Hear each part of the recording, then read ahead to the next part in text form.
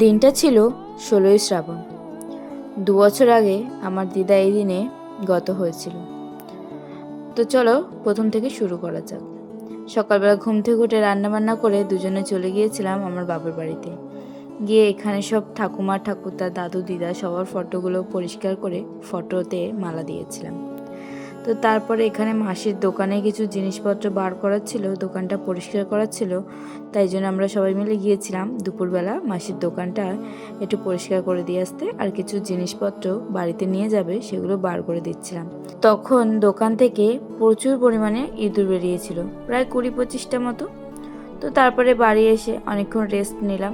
বিকেলে দোকানে বসেছিলাম আর দেখলাম ফুচকালা কাকিমা আসছে।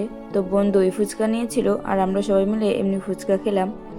তো তারপরে আমার মা এখন এইদিকে খিচুড়ি বসিয়ে দিয়েছে। তো এই 1 কড়াই মতো খিচুড়ি করবে, আর এখানে মাসি আমার বর সবাই আছে। তো সন্ধেবেলা সবাইকে এই খিচুড়ি দেওয়া হবে, সেই জন্য সন্ধেবেলা দিদার ছবির সামনে ধূপ মোমবাতি জ্বালা হয়েছিল, আর তারপরে সবাইকে এখানে খিচুড়ি দেওয়া হচ্ছিল।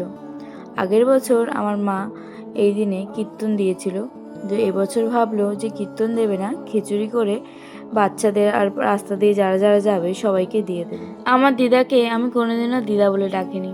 ছোট থেকেই মামার ছেলে মেয়েদেরকে ঠাকুমা বলে ডাকতে শুনেছিলাম, তো সেই থেকেই আমি ঠাকুমা বলেই ডাকতাম। যেহেতু আমার মামার বাড়ি আমার বাড়ির পাশেই, তাই জন্য ছোটোবেলা থেকেই আমার দাদু দিদার সাথে একটা আলাদাই টান ছিল। কারণ ঠাকুমা ঠাকুরদার সাথে তো কখনো সেরকমভাবে থাকা হয়নি, তারা হয়তো আসতো কখনো 2 দিন 5 দিন থাকতো চলে যেত, কিন্তু দাদু দিদার সাথে না সবসময় একটা আলাদাই টান ছিল। চলো তাহলে আজ আসি।